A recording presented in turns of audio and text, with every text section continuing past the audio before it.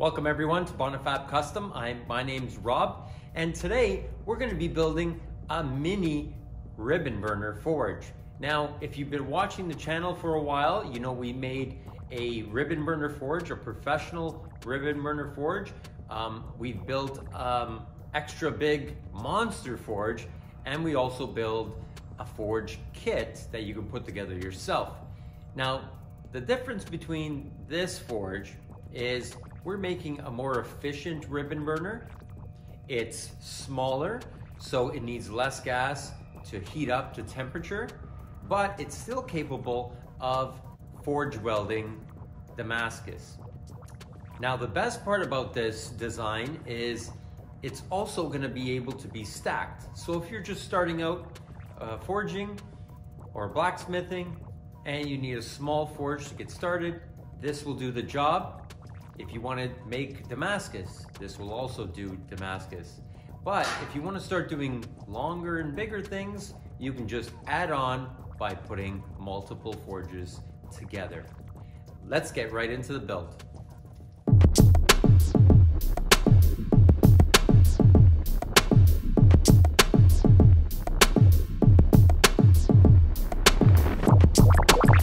Start off the body of the ribbon burner for this mini forge. I need some plate, and this is about 3 inches by 14.5 inches, and this is going to be part of the body of the ribbon burner. And then for the sides of the ribbon burner, I need some plate that is also 5 by 7 inches, and we're going to cut some angles on that.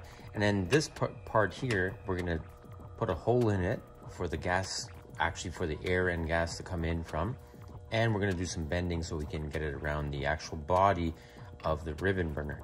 Now, as a baffle, I use 2 of them in this little mini ribbon burner, and what I use is this expanded metal. It's stainless steel.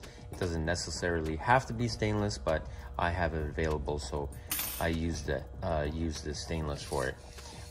One piece is about 4 inches and the other one is about 10. And the one that's 10 gets bent a little bit, and this is what's going to help hold this to the concrete or the refractory cement that we're going to put with the holes. So let's get some lines drawn up on this and some angles cut on the sides, and we'll start putting this together. So you can see here, this is the segments of what we're bending to get it around the ribbon burner. And this is the angles we're going to be shearing off of here. I have a shear, so I'm going to use it, but you can cut this with an angle grinder or anything really.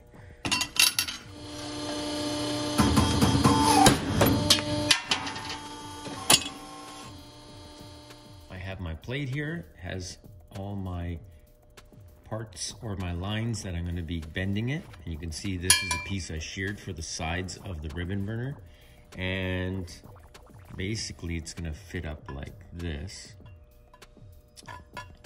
right? And I'm going to bend and bend to come around. So I'll bend this up and then we'll fit it together.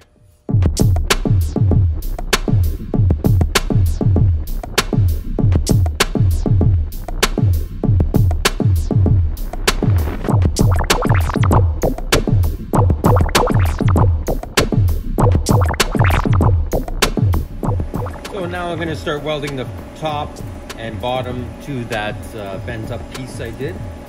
I start with tacking it together. Make sure I have a good fit.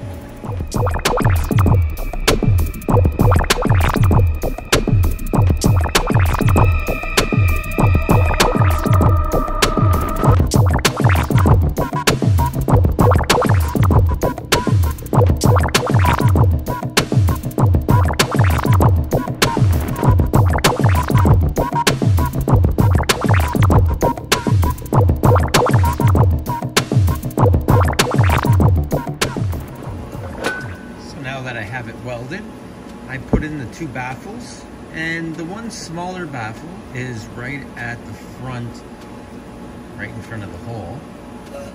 Let's see how close it is there. And the second baffle that one that was 10 inches long, put a couple of bends in it so it stays away from the front of the ribbon burner housing, about 1.5 inches, and it's just bent up and it's sticking out about 1/2 inch on either side, because this is going to help have the refractory stuck to this front or this ribbon burner housing. So now I'm ready. I also added a couple of these flanges here, and they're about 1.5 inches long and 1 inch away from the bottom of the housing. And this is going to help with the casting of the refractory, because this is going to keep it up at a certain point so it doesn't go in too deep with the refractory. Now I can get my mold for the refractory and put my crayons in, and then place the ribbon burner housing inside it. We're going to take a quick look at the mold that I made for the ribbon burner. So for the ribbon burner refractory mold, this I actually printed and I developed myself on my 3D printer. Now it has a slight taper to it, and the reason for that is so I can get it out of this mold easily. Now it has similar holes to my other ribbon burners. There's a little bit less, and it uses the same crayons that fit inside these holes. Now, if you saw my other videos, I actually, on that other mold I made, I would have to put some wax down, drill the holes. Now I got rid of all that process. It's really simple. You basically just get the crayons and push them into the hole, and they stay, which is great. A lot less work. Now the only thing is the crayons are a little bit too tall, so I have to actually cut them down a little bit so it doesn't hit the baffle inside here as I cast it. You can see now how it's going to fit. It fits inside and stops on those two flanges, so it doesn't go any further inside the refractory. It's just at the right depth. Okay, so now we're ready to put some crayons inside. I have a couple of these molds. One's black, one's white. I do make these in-house. If you want any more information on them, just email me at bonifabcustom@gmail.com and I'll be happy to help. So let's put some refractory and get this casted.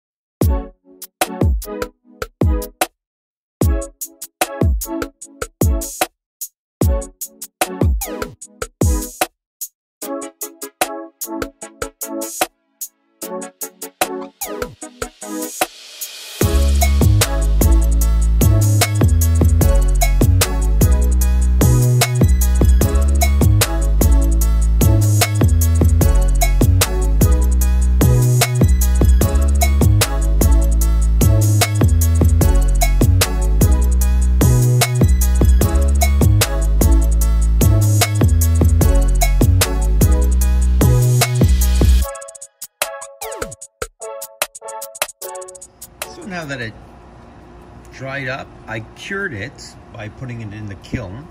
Now for these ones here, because I'm going to be making a production run of them, they will be already cured, and there won't be a need for a big break-in period. So now that this one I had in the kiln for a while, I painted with some graphite paint, and it's basically all ready to put into the ribbon burner. So next thing we're going to do is start building our ribbon burner. So now for the body of this mini ribbon burner forge, it's really composed of very few parts. I have a front and back that basically they're all made out of 2 by 1/4 inch flat bar, and the top and bottom are 10 inches long, and the 2 inside pieces are 5.5 inches long. Now, I welded them together. They could be made in one piece also, but I just find them simpler to make them like that. And I put these holes here, they're about 8 inches apart, for a reason, to be able to stack multiple forges together. Now, I gotta make a few, and I'm gonna see if that will work. I think it will. It'll just help with, if you have one small forge, you can do, you know, small things for. If you want to do longer things, say some longer billets of Damascus or twist Damascus, things like that, you can add on to this forge and make it 20 inches or 30 inches or 40, whatever you want, in theory. I'm going to be testing that with making a few of these forges and then stacking them. So these are the front and back. We have 2 of them. And we have one bottom plate that is 6 3/4 by 9.5 inches. And that's 1/8 material also. And then we have 2 side plates that are made basically 9.5 inches by 9.5 inches. They're going to be welded on either side. And then basically the top of the forge is the ribbon burner. Now we're going to have a little bit of space. We're going to add a couple of pieces to close it in fully. But basically that top ribbon burner is, well, the top of the forge is the ribbon burner. Okay, so let's start putting these together.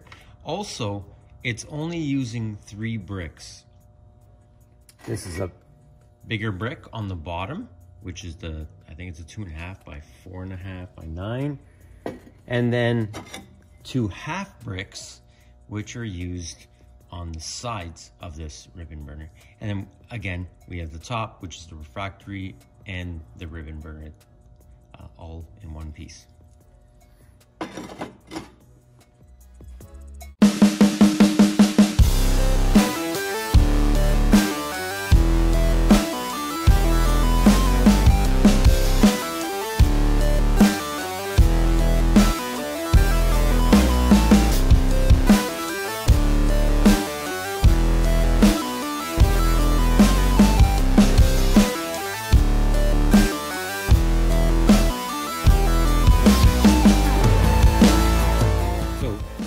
It all welded up, and now I'm going to start assembling by putting the bricks in. And on the outside of those bricks, we're going to need some refractory cloth, and I use this ceramic type. This is 1/4 inch thick. Now I'm going to start off with a bottom piece that's going to cover the whole bottom, just like that. And then from that bottom piece, I'm going to put on my first brick, which is the bigger brick. And that's going to fit in right there. Now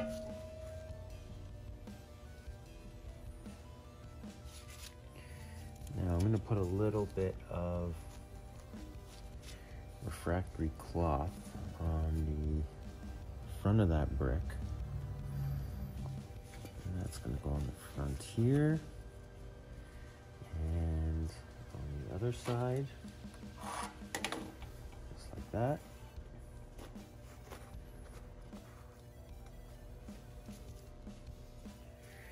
And then I have, before I put these half bricks in,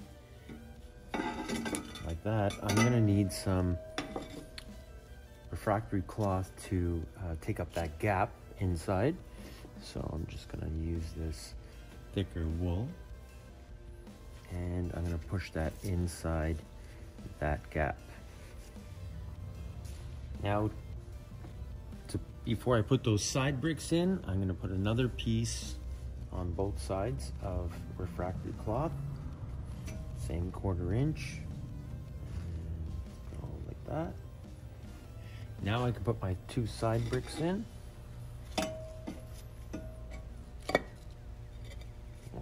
there. And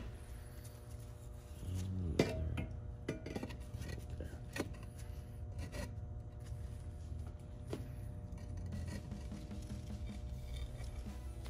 And I'm gonna just put some cloth in there on the front and back because of the gap. And now you can see the top fits in like that, but we're gonna need to put some refractory cloth also on the bottom here and the front and back. Make sure it's a good tight fit. Put my forge ribbon burner, center that like that.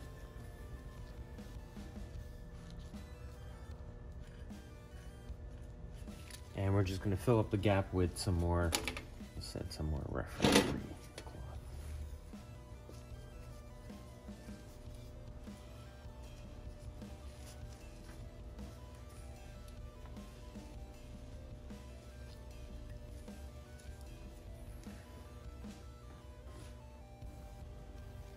Now we're going to put some sheet metal on top, and we're going to actually weld this ribbon burner in. We're going to do a couple of welds on the front and back, and we're going to weld in these two plates that's going to kind of hold the whole thing together.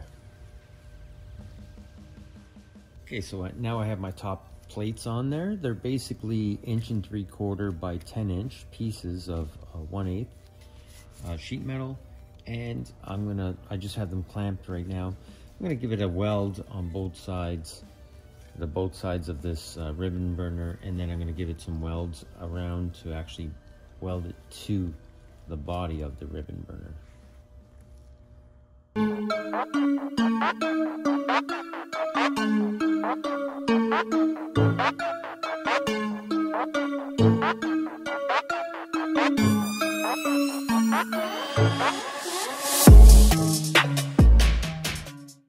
So now the forge is completely done. You can see it fit up nicely. Looks good. All insulated. And now I need to make the inlet for the gas and air. And I'm gonna make it out of some stainless. I'm gonna do some pie cuts, and I'm gonna show you exactly how I do it for this mini forge.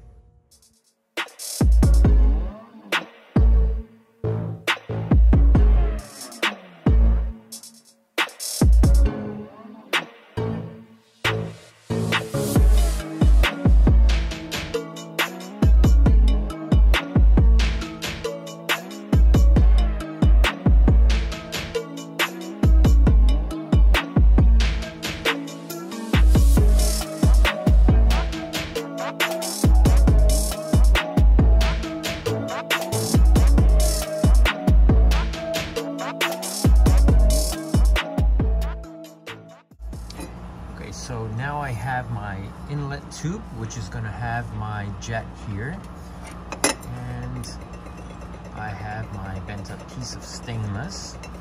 Now I already turned up the jet that's going to be welded to the end of here, and it's a 62 thou, 1/16 diameter jet for propane.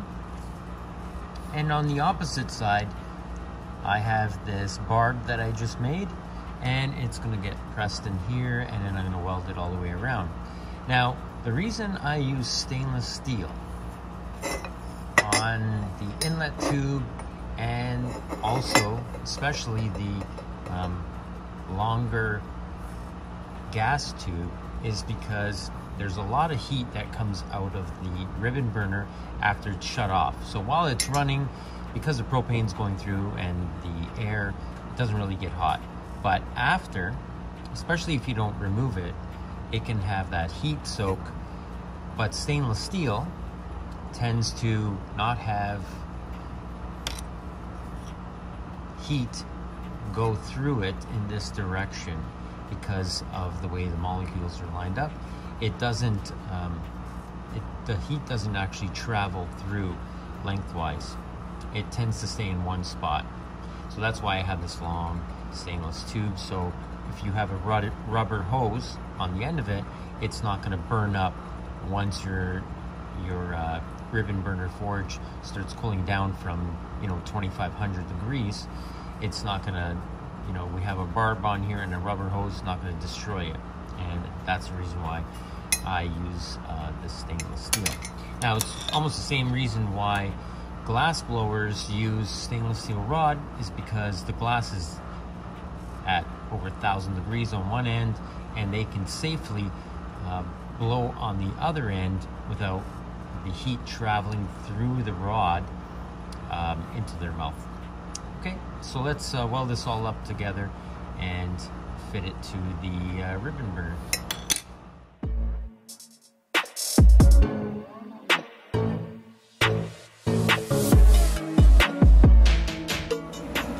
So it's all welded up now, and now we're going to weld this directly onto the ribbon burner.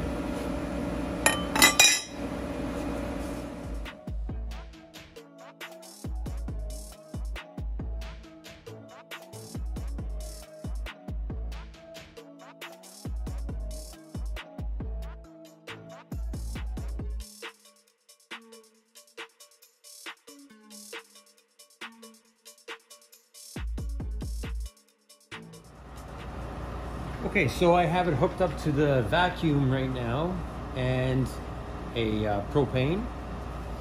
So let's start it up. I'm gonna turn on the vacuum first, then the propane, while igniting it with a torch.